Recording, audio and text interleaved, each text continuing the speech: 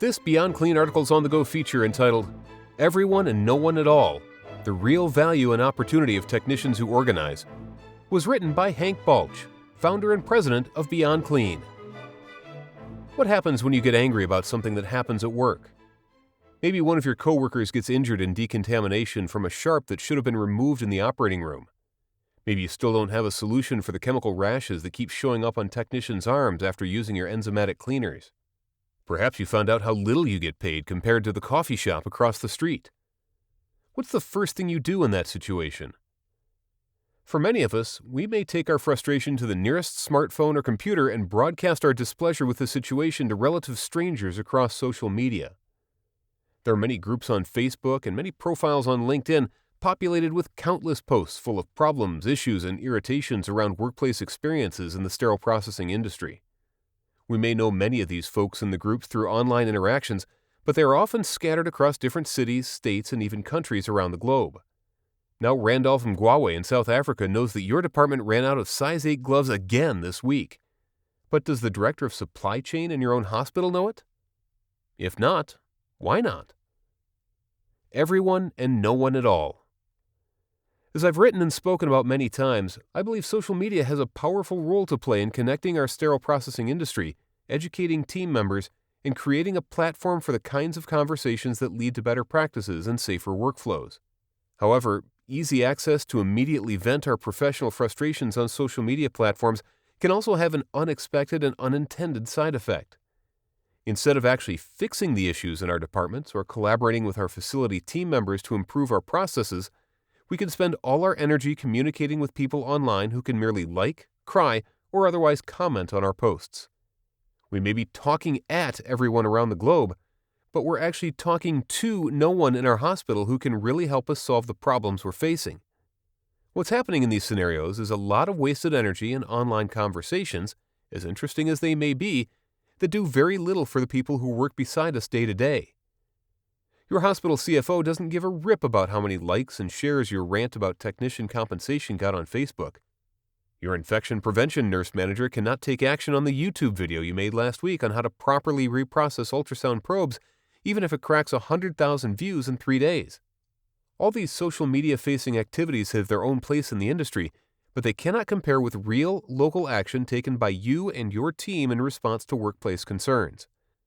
No podcast, no matter how awesome, can get you the raise your team deserves. Stop only talking, start really doing. What does this real local action that can improve your department actually look like? The title of this article mentions the value and opportunity of technicians who organize, and that's really the key to this entire argument. While passionate and engaged sterile processing managers can do wonders for the departments, a group of dedicated, organized technicians can do far more than one leader ever could.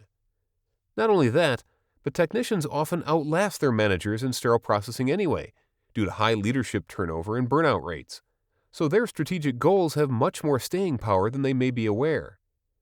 Let's address the situations that kicked off this article to give you a couple of concrete examples of how you can leverage and organize your technicians for the good of your team.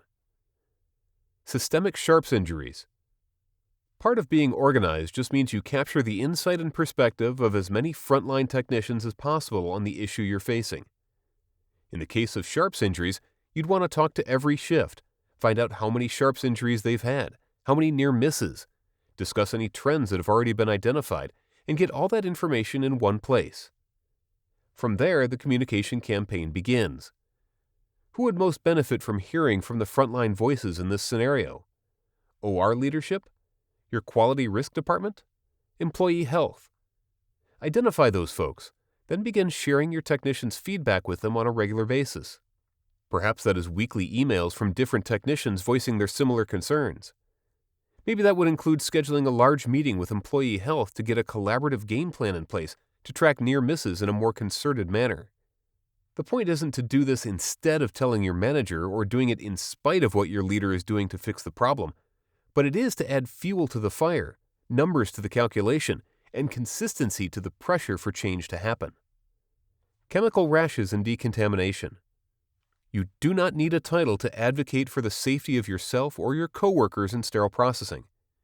In fact, Because you're closer to many of the problems in your department, your technician insight is oftentimes even more valuable than anyone else's. Find someone on your team to take pictures of everyone's rashes. Include the time, date, exposure time, and chemicals. Then put it all together in a single document, PDF and/or hard copy. Similar to the previous scenario, you need to identify who needs to get this information and how many of your fellow technicians are willing to call, email, meet, and agitate until you get some real solutions on the table to fix the issue. Coffee shop compensation woes.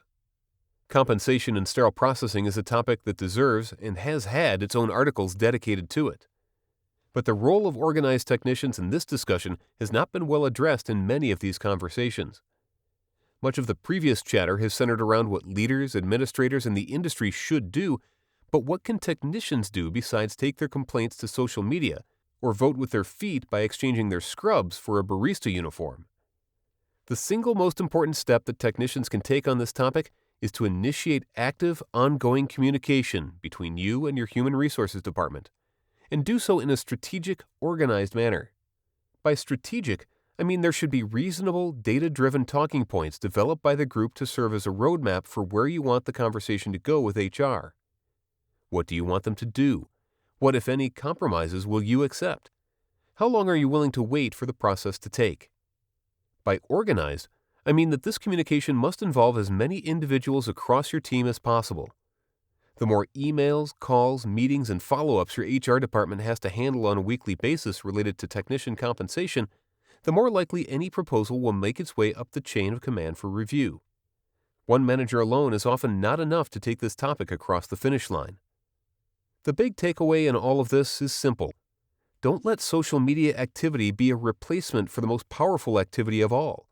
You and your fellow technicians gathering together in your department and refusing to take no for an answer in your mission for safe surgical care. It's going to take a village to change your department. What are you waiting for?